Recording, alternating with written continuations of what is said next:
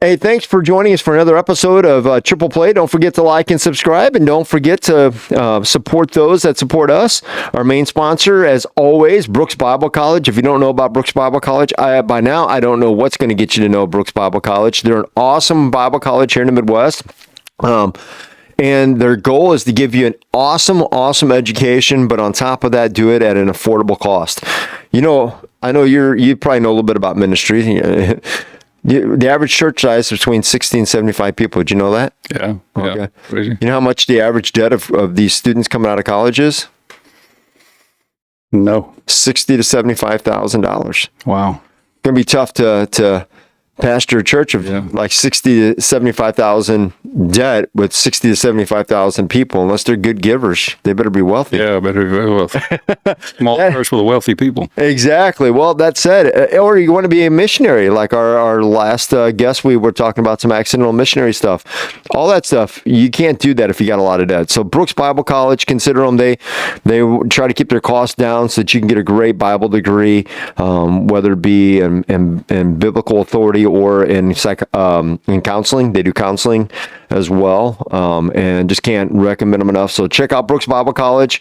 Guys there are great. They just had their commencement last weekend, and had a couple friends that were part of that. So excited. That said, I'm excited about today's guest. We've been friends for a little while. We met at a men's breakfast. You were just reminding me this the other day because you went back to the same thing, and that was when R.A. Dickey was speaking. Yep. I got introduced. We introduced each other because we were sitting at the table and got to know you. And then the more I got to know you, the more I started, like, even recently picking your brain about some stuff in my life. And so I am excited that you're here, but Les, I'm glad you're here. So everybody, this is Les. And that said, Les, tell us a little bit about yourself. I know you have an interesting story. You say it's not interesting. I find it interesting. Tell us a little bit about where you grew up, how you came to know the Lord, and maybe your journey to St. Louis. Oh, sure. Yeah. Thanks for having me be on. And yeah, that men's ministry is fantastic, isn't it? It is. Meeting a lot of great people there. Well, So I'm from Alabama.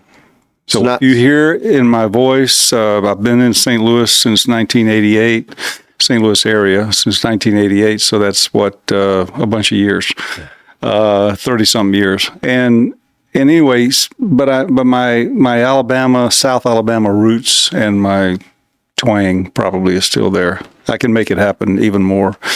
Grew up in Monroeville, Alabama, and that is in southwest Alabama, about 90 to 100 miles north of Gulf Shores. I know a lot of people around the St. Louis area, go to Gulf Shores.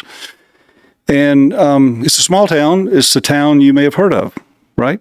To Kill a Mockingbird. Harper Lee is from Monroeville and wrote To Kill a Mockingbird about her life growing up in Monroeville. In the book, it's Macomb in Macomb County. But in actuality, that's what her life was like. That's what it was like back in those days. And grew up around the logging business. My dad was in the timber and logging industry, and so I worked in that, teenager on up in logging and pulpwood and things like that. Went to Auburn University, got my degree in forestry, and went back to working in the forestry business and timber business in the late 90s. Got married in 79, so coming up on 44 years. Can't believe it. That's awesome. A lot of people thought it might last 1 year. I don't know. But anyway, my life growing up was my mom and dad were not particularly churched. It was, again, a small town of about 5,000 people. So the Baptist church was over here on this side of the road, and the Methodist church was over here on this side of the road. And sometimes we went there and sometimes we went there, and not a lot, really. But both my parents have passed on now, but so it was when I was about 13 or 14, somewhere in there, they got divorced. And so my mom started going to the Baptist church regularly, and I started going and hanging out. And, I was about 13 years old, maybe 12 or 13, when, I made a profession of faith, if you will, went down front and was baptized, and was involved in that It's just like early 70s. And then later high school hit, playing football and different things. And, it just didn't seem to mean much to me at all. I look back now and say it didn't take. I look back at that and say it wasn't real. It wasn't a real conversion. And I don't know, my wife will probably kill me if she hears this, but the truth is that she was a really good Christian girl and probably never should have dated me to start with. But I don't know, in God's providence, here we are. Yeah. So at Auburn, we met and we dated and got married. And then what really happened was we had some trouble early on, and I was still trying to live a single life as a married young man, and that wasn't working so well. But we got a little past that, and then she got pregnant with our first child, our daughter, and I'll never forget. We lived 2 hours from the hospital, so we drove in the middle of the night 2 hours to Montgomery, and had she was early, premature. This was in 1982. And in those days, you didn't stay in the hospital room. So I went to a hotel, Holiday Inn, nearby. And I don't know, 3 o'clock in the morning, we got a call. I got a call in the hotel. It says, hey, get back over here. There's been a problem. Now, let me back up and say this, that prior to that, with our getting kind of realigned, I wasn't really going to church. I wasn't going, didn't want to go, but then I started going, and I was hanging out with some church people in the little small town, and I was committed to, I'm going to try to be a good guy. And so we were going to church at this time. And then so I got back to the hospital, and what had happened was our daughter had been in the room with all the babies in the middle of the night. They turned the lights out, and a nurse was walking through and looked over and saw our daughter was blue. She had stopped breathing. And so they revived her and put her into ICU. And I think I know that really got my attention. And so I kind of redoubled my efforts to be a good guy and redoubled my efforts to go to church. I was really trying hard to be a good guy. And later on that next year, she survived. And she now has 4 children of her own, lives in Florida. Oh, that's awesome. She's wonderful. But so we have 5 total children. She's the oldest. And later that next year is when I came to know the Lord in that Baptist church through the ministry of a lot of other men who were really pouring themselves into me, and they could see me as a challenge, if you will. And I came to know the Lord then. I was working in the timber industry, and then I was going to ask you, what was your degree in from Auburn? Forestry. Okay, I assumed that. And so you went back and just used your degree, just moved into a different position with the forestry company. Forest management. Okay. And so I was working, so my dad had this logging and timber company doing forest management and logging and all that. And I was running that, and he was doing real estate. And so I grew up so he was an alcoholic from my earliest memory. And there was some really bad, hard memories growing up in an alcoholic home. And that went on through my, single-digit years, teenage years, into my 20s. We got married, but it was after the birth of our daughter, our oldest daughter, that he eventually quit for the next 20 years of his life. And so we became real close, and he came to know the Lord later, too. So I was working in the timber industry and going to this church, and I began to just have this sense that God wanted me to do something different. I didn't know what it was. And somebody in the church gave me some cassette tapes of a whole album of cassette tapes from John MacArthur. I didn't know who John MacArthur was. Had no idea. And so I'm riding around all day and going from place to place, listening to the First John tape after tape after tape. And I'm like, I'm just swallowing everything so much. And over the next couple of years, I think the Lord just was working in me to go into some kind of ministry. And so in 1985 or 4, we left. 85, I guess it was. We moved away to seminary, sold our house, and went to seminary. Where'd you go to seminary? Well, I went to New Orleans Baptist Seminary for a year, and then decided to move up the river to Memphis to Mid-America Baptist Seminary and got a degree there. And then we helped plant a church with a still wonderful friend of mine down there in the Memphis area. And eventually, after about a year of that, got called to a church in Murfreesboro, Tennessee for about a year and a half. And then somebody put my name into an opening up here in Ellisville, so in St. Louis area. And so I came up here to that church. It's kind of funny. We were, both of us being from Alabama. So I knew that my name had been put into a church. I get a call one night, and we're sitting there, and I said, "Oh, yeah, hi. Yeah. Oh, you're where?" "Missouri, near St. Louis." And my wife was looking at me. She looked at me, she mouthed, "Never," and walked out of the room. And I'm like, what do I do with this call? So anyway, we kept going forward with it and moved up here in 88. What church was that? Ellisville First Baptist Church. Okay. First Baptist Ellisville. Yeah. Yep. Who was the pastor at that time? Charles Murray. Charles Murray was there. Okay. Yep. So we were there for a couple of years, 4 years. But during that time, I decided to go back to seminary at Covenant, get another degree. I got a Master's of Arts in Mid-America, so I started going to Covenant Seminary. And we were homeschooling our girls. We didn't have any boys, and we had homeschooling our girls. And we were hanging around all these people who were Presbyterians. And I didn't really know any Presbyterians until that time. As I got to know Rodney Storts at Twin Oaks Presbyterian, who had been at Covenant Pres over there by the seminary. And I got to know him and got to know Todd Aiken and Jim Talent and some other people that were, I was on a kind of advisory thing with that. And I told my wife one day, and I said, if I was ever not Baptist, I think I'd want to be in the PCA. And anyway, it's a long story. I won't go into it, but God worked it out, and I ended up at Twin Oaks when they moved into the building down there at 141 in Big Bend in 92. A few months later is when I started working there as an associate pastor and with Rodney for 4 years. And that was a crazy time. The church was just exploding. And so that's how we came to St. Louis. That's how our church experience was. I love it. So what happened after Twin Oaks? Where'd you go after that?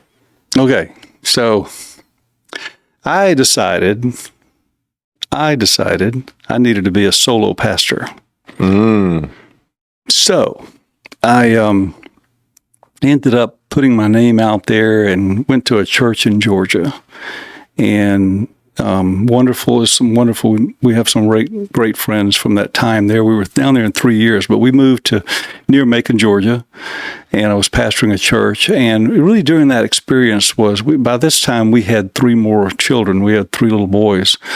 And so I'm down there with 5 children in this small town trying to pastor. And it came to a point where I just didn't think I was called a pastor anymore. What I tried to do was discern that, because I'd always kind of heard once you're called a pastor, that doesn't change and you don't back out of that, I remember reading Charles Spurgeon's, at some point in his lectures to his students, he said something like this. He said, "If you can do anything else, then preach. If you can do anything else, you should go do that." Meaning, if you're called to preach and pastor, you won't really be able to do anything else. You won't be fulfilled and satisfied that calling. So I spent 6 months or so praying and reading and all about the call to ministry. Talked to, I think maybe 4 or 5 very seasoned pastors about it around the country, and met with some of them, talked to them by phone about, can your call change? And I came to the conclusion it can. And so I resigned that church and decided I'm going to do something else. I had not always, I had come to think I'd love to do something related to the business world, but not be the pastor of a church. because not everybody does this, but you can kind of get siloed in the church, and you don't really know what's going on out there, what people go through every day. So we came back here. Actually, we could have gone anywhere. I decided to go to work for Edward Jones, and I could have gone anywhere to work in an office. And our family said, they voted and said, let's go back to St. Louis. So we left left Georgia, and moved back here in 99. And so I did that for a few years with a couple of different financial companies. And then I went to work for a longtime friend of mine who had been an elder at Twin Oaks when I first went there. He was in the insurance business, and I went there for working in the insurance for 5 years, from 2005 to 2010. And, as he came to me later and said, I know this is not what you really want to do. So the earthquake happened in 2010 in Haiti, right? And so he wanted to do something in Haiti in a ministry way to help people. So after some investigation of things, he asked me to go with him in some meetings, and he decided to do something and wanted me to run it. So from 2010 to 2019, that's what I did. We had a ministry, and still going on. It's called Hope Community Project, hopecommunityproject.org. And we started out working with orphans and orphanages, but we transitioned after we kind of got down there and we could see how things really are, that we transitioned away from that to trying to prevent children from ending up in orphanages. So that's a whole other maybe podcast. We could talk about the problems and the issues in the third world, Haiti and other countries, where our churches in America and many other people are supporting basically separating children from families. What we discovered was that about 8 out of 10 children in the orphanages have living parents. They're not actually orphaned, and they're in there for economic reasons primarily. And so we inadvertently, unintentionally do harm to the families by helping build orphanages. We just create more places for families to be separated. So it's still going on. I don't work in that full time anymore, so I'm still connected.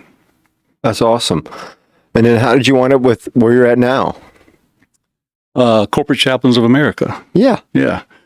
So as the need for me to work full time in the Haiti project came down, I needed to find something else to do, and so I'd always, not always, I've done it twice now. I had come to believe that the chaplaincy was something I knew about. I knew sports teams have chaplains. I knew military has chaplains. Our current senior pastor was a chaplain. Current senior pastor at Twin Oaks was a chaplain in the military. So I knew about chaplaincy, and when my wife's mom was on hospice leading up to her passing away in 2018, I was able to go down to Alabama and meet with, the chaplain would come by, and, this is really helpful, somebody going through hospice. And so as I'm thinking about what to do, I looked into that. I looked into hospice chaplaincy, or maybe hospital chaplaincy. I didn't think about sports teams because I'm not connected to any sports teams, really.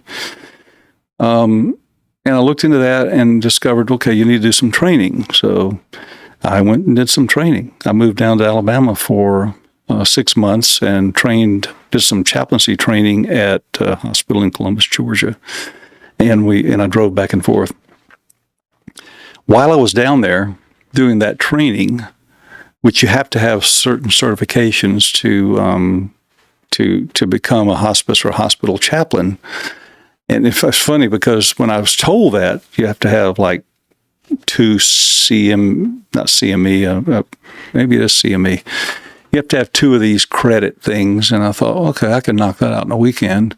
I found out it's like 400 hours of training, classroom and on-the-job training. But while I was down there, a friend of mine, who I grew up in high school with, and went to Auburn with, he said, "Hey, I want you to come meet my my interim senior pastor in Eufaula, Alabama." And so I went there and met him, and it turns out he was interim there, but he was living in Columbus, and he was with Corporate Chaplains of America. And I thought, well, tell me what that is. And he said, well, we're chaplains in the workplace. We are chaplains for companies.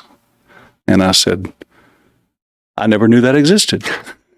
So we got to talking, and we met one day for coffee one morning in Columbus, and he's telling me more about it, and I thought, oh, this is incredible. Never heard of this.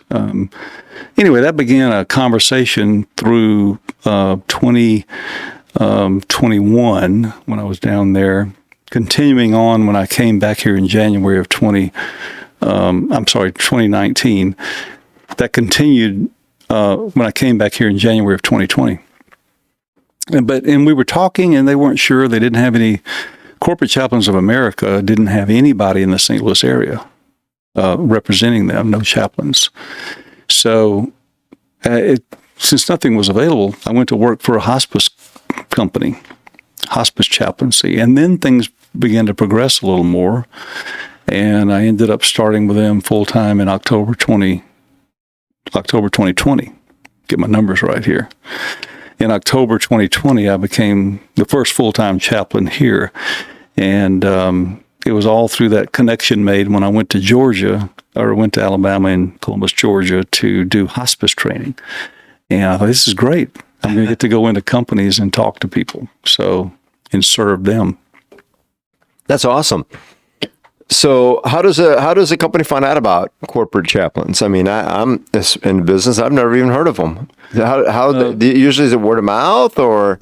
Yeah, a lot of times there's, they can go to, anybody listening can go to chaplain.org, and you can read about it and see some videos and stuff about it. We have about 300 chaplains around the country. We're in every state except Hawaii and Alaska. Hope to be there one day, and I'll volunteer to go to Hawaii.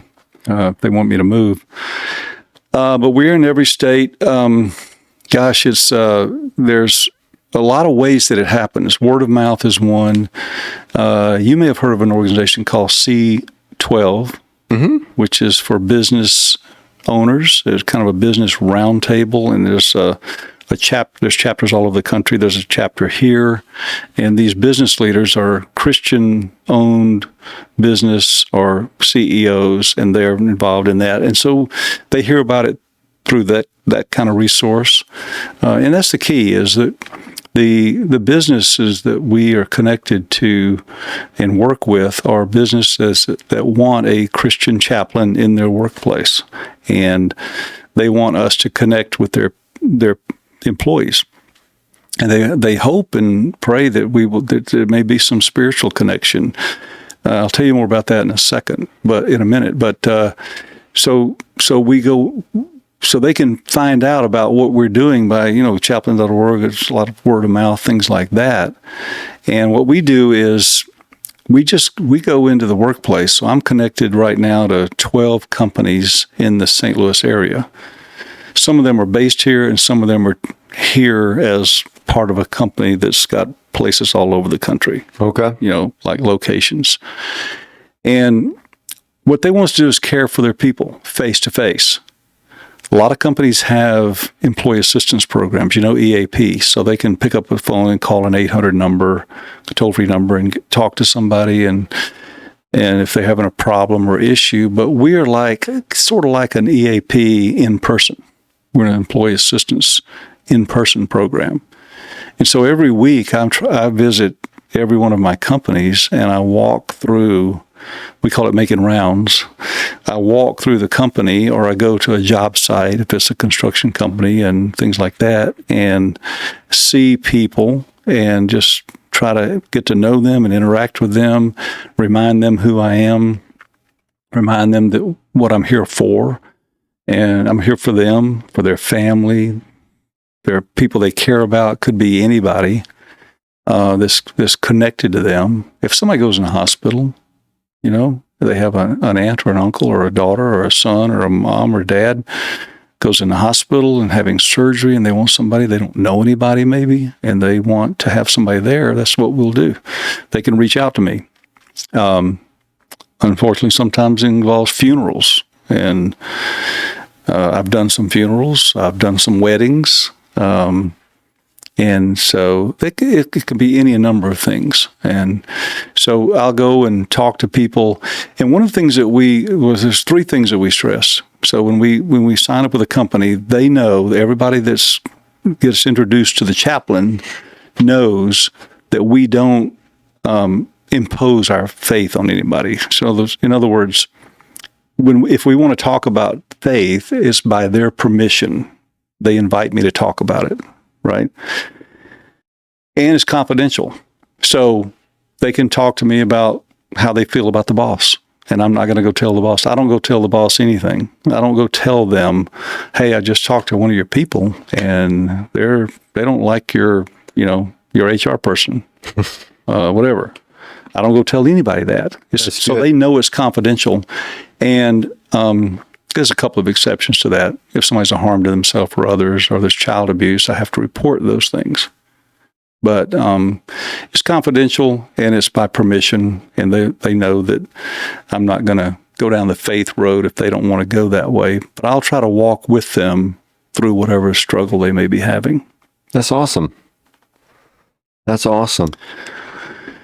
What when I'm thinking about that, I'm just thinking, what are some of the common, I mean, you mentioned like the weddings and the funerals. Is there common things that you get that aren't necessarily dramatic, but just, is it offloading, hey, I don't like my boss? Or is it, man, I'm dealing with my marriage? Are there common issues that you kind of see in these workplaces? Yeah, I think, when I came into this in 2020, we were in the midst of the COVID still situation, right?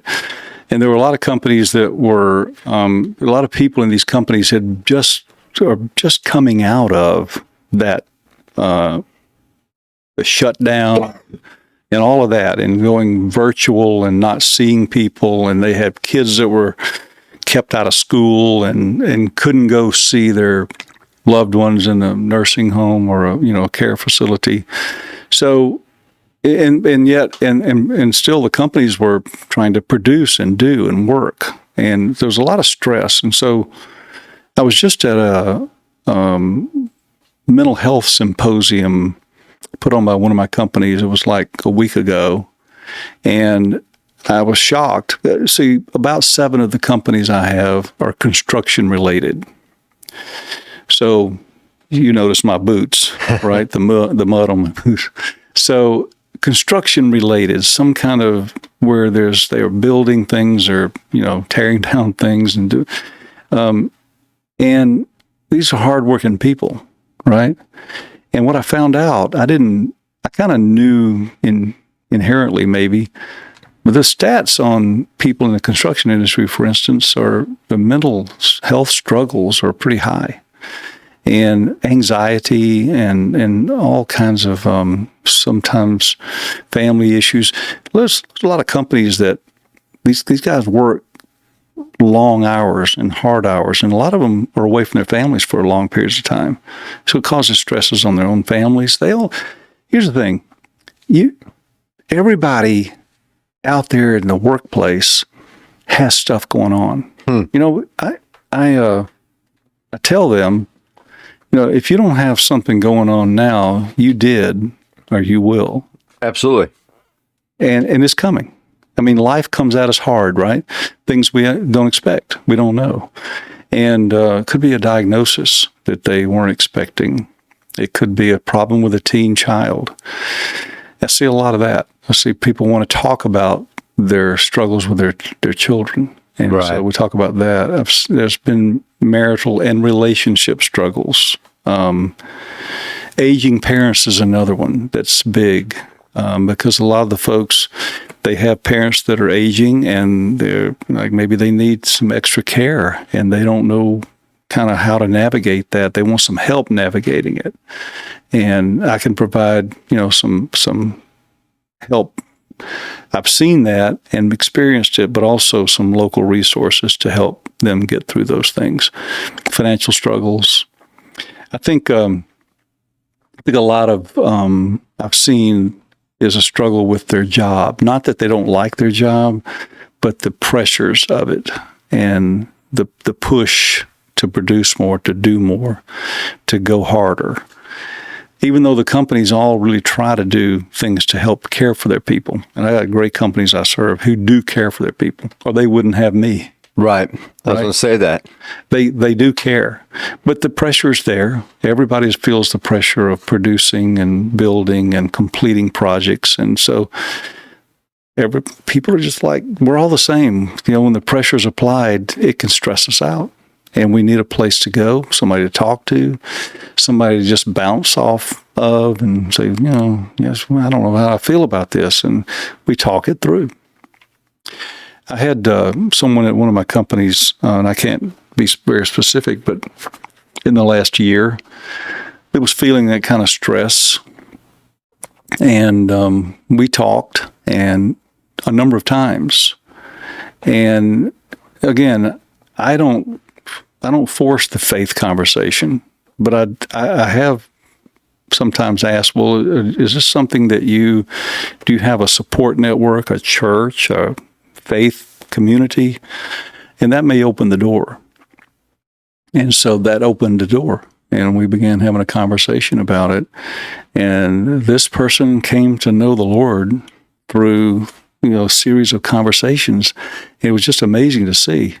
I was just rejoicing that I had a little part in it, and somebody locally had another part in it. Somebody awesome. sows and somebody waters and somebody reaps the harvest. It's great. I have a company owner who talks to a lot of people every day, obviously, and wanted to know, would I take some calls from people that maybe a cold call comes in, it's not going to fit for him.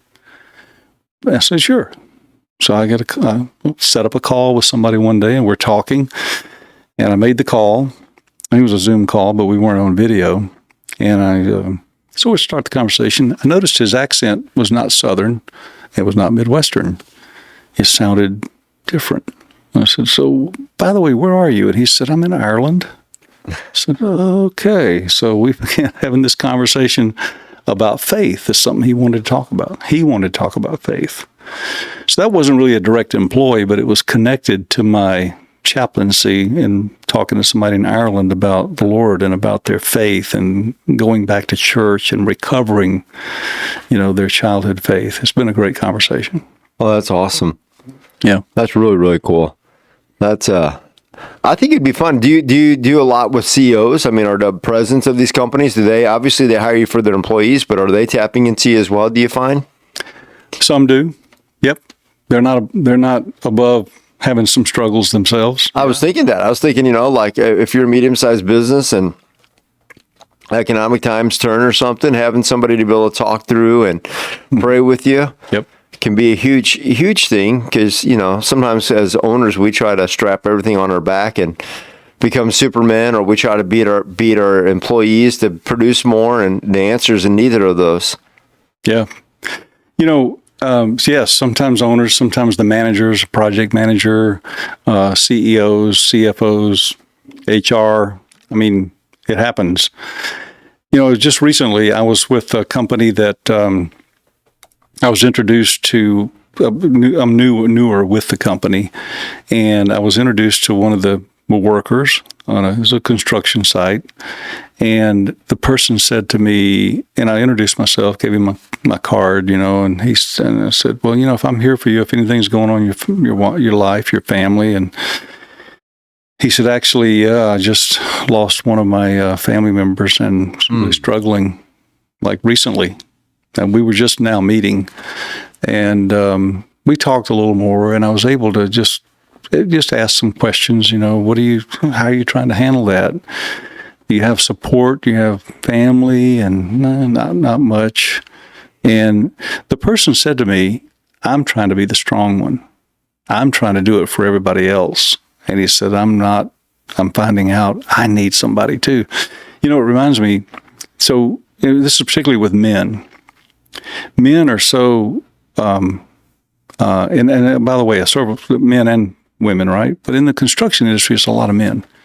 And I was reminded in the last Legacy Builders Conference, we had a speaker who talked about men needing other men. Like, we don't need to try to go through this whole thing by ourselves. And that's the whole point of this Legacy Builders organization, is men helping men along. Women have organizations too. I know several Christian women's business organizations, and they meet and they disciple and they share together and all that. And so I was reminded of Brian Regan. You ever heard of Brian Regan? Mm-hmm. Comedian? Yeah. Yeah, I like Brian Regan. And I saw one recently from him where he said, men and women are different.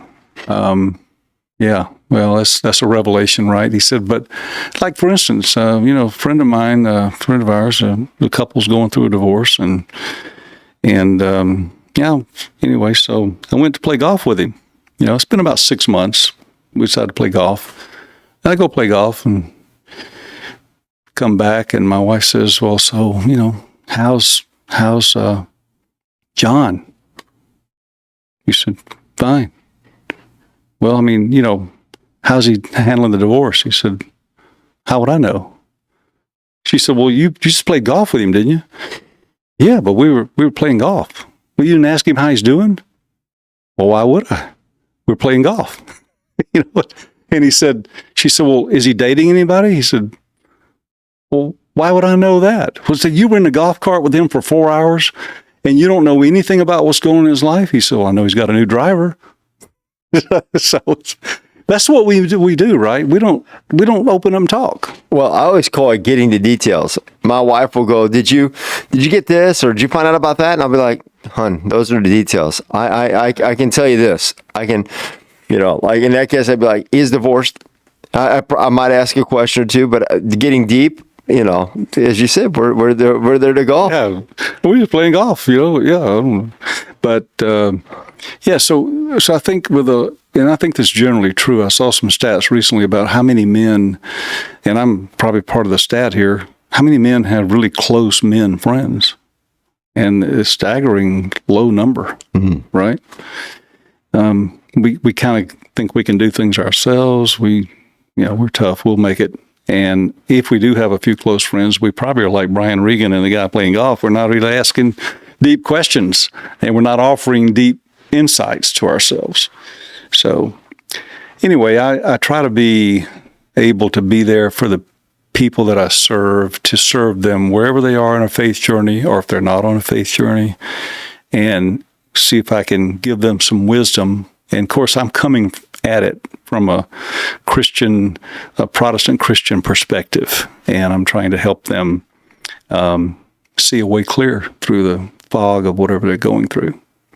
That's awesome. That's awesome. I think it's awesome. The first time I met you and I heard that's what you did, I thought, man, that's amazing. That is such a big need that has not been tapped into. Well, the good news is we are also expanding. So we have I was the first one here in the area, and we have another one that's coming on full time in the next week or so. And we're looking for another one. So anybody that might be interested in corporate chaplaincy, if you think you might have some giftedness there and want to pursue it, chaplain.org, and you can see where the openings are and what the requirements are. We're looking for a Spanish-speaking one who will be able to speak Spanish as a first language, because we have a lot of folks in the area that we want to serve that Spanish is their first language. Awesome. Some of them it's about their only language, really. So it's been good. I love doing it. I love, I do drive a lot, but I love doing it. And I don't ever see, as long as they'll keep me, I don't plan to retire or go away. That's awesome. Just kind of rewinding your time as a pastor compared to the time as a corporate chaplain, how would you compare them? Is it apple and oranges? A lot of ways, yeah. So with churches and you're pastoring, people come to you, once a week, presumably, maybe a couple of times a week, and you try to shepherd them. So you want to do similar things. But my experience in churches is it's not quite as intentional. It's good in theory of going to where they are and visiting with families and shepherding them. How are they doing? What's really going on? But the bigger a church gets, the harder that is to do, unless you have really good co-shepherds, if you will, elders in our vernacular, elders who will help shepherd. You need that.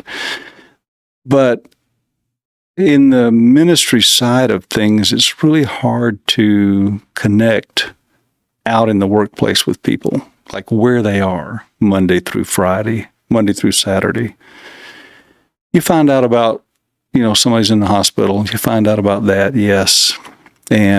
But finding out what their everyday life is like and what they go through is hard. I'll tell you this. When we first moved up here, I'm from a small town. I did live in New Orleans for a while, lived in Memphis for a while, lived near Nashville for a while, and then moved up to St. Louis.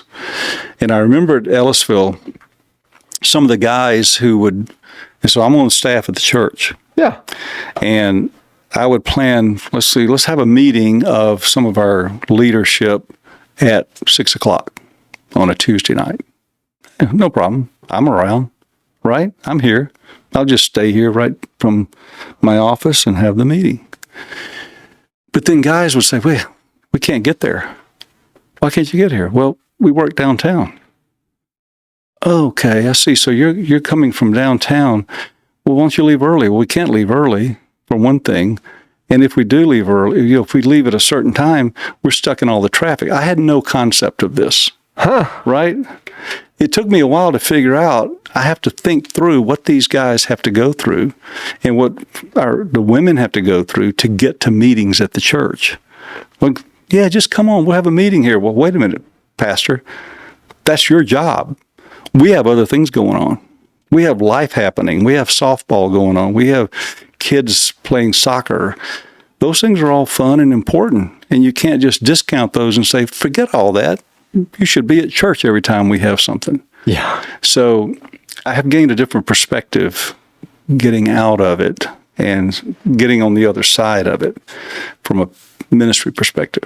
I would also think from just a fathering perspective, where you got more kids, having 5, I have 6. Yeah. That, even with one kid, you can still do an awful lot. But when you start to go to 2, 3, 4 kids, yeah, I'll run into people and they'll be like, "Oh, it's no big deal." And I'll be like, "Yeah, you only had one child. There's 2 of you." That was a lot easier. But if you got 2 or 3 kids, it becomes much, much more difficult to manage and make all the different things that may be required of you. Yeah. So, yeah, because you have school. Yeah. And they get to be, a little bit older. They're playing sports. What they're doing after. Yeah, some kind of activity, singing, dancing, whatever. Could be piano. We did that. We juggled piano lessons, and all these things are happening. And you have to understand. And I think it's good for. I think it would help ministers, pastors. I'm not being critical, but it would help to have some of that sort of real world experience outside the church. If you grow up in a Christian school, go to a Christian college, go to seminary, and then you're pastoring. Well, what's life like out there for everybody else? Okay, it's different, and it's sometimes stressful and harder.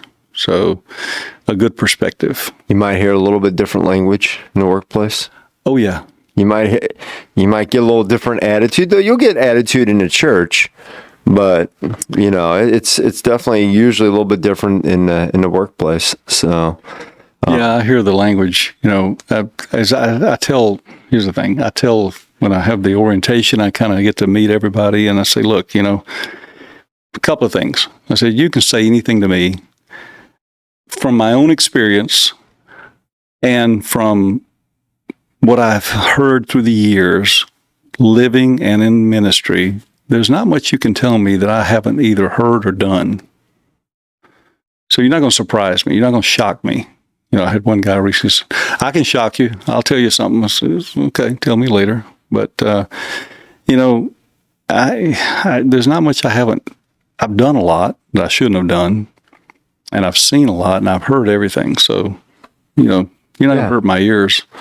In fact, it's funny because sometimes people just, the words just roll off. Other times they're like, "Oh, sorry, Chaplain." Okay. Well, that's an opening. Well, why? Why are you sorry about that?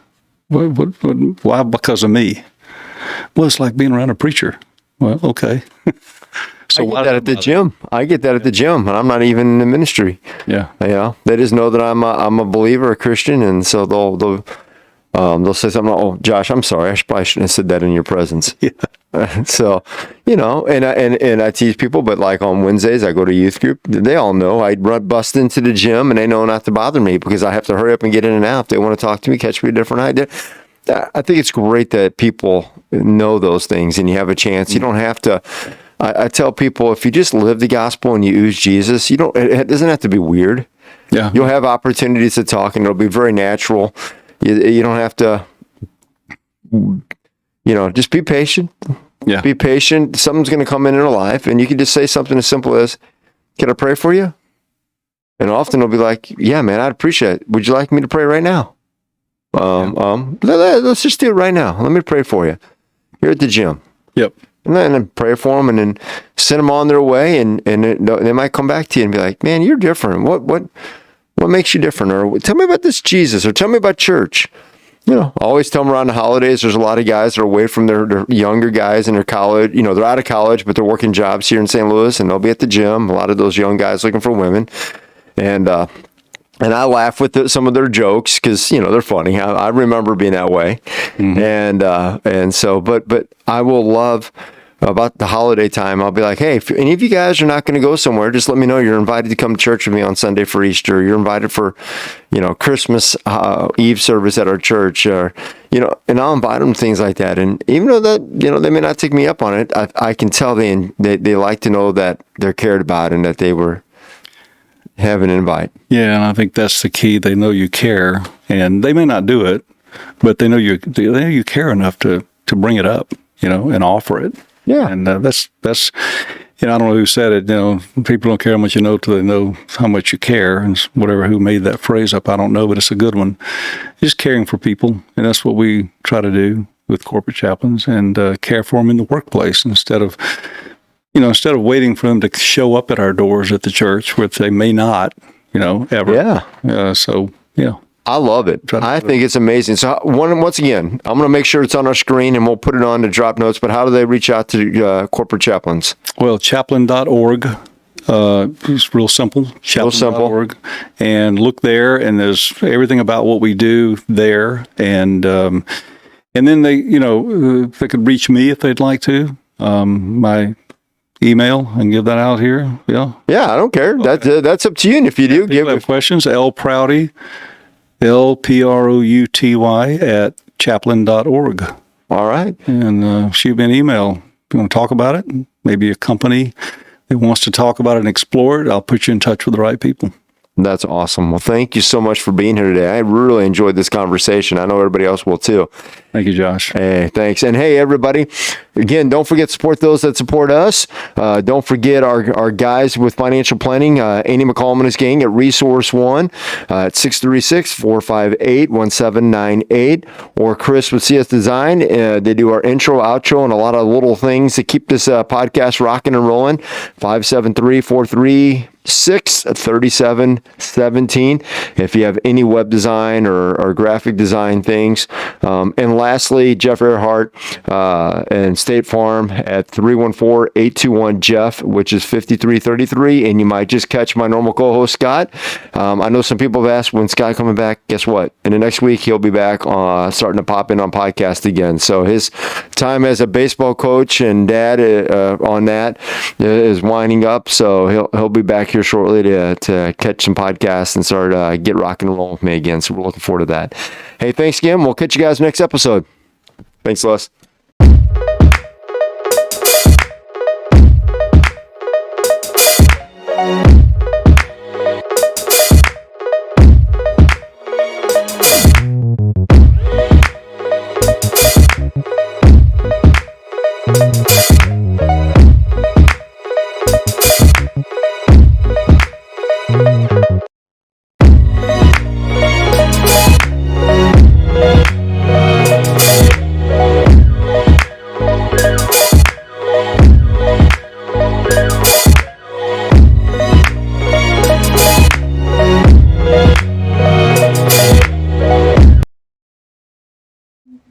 You're safe.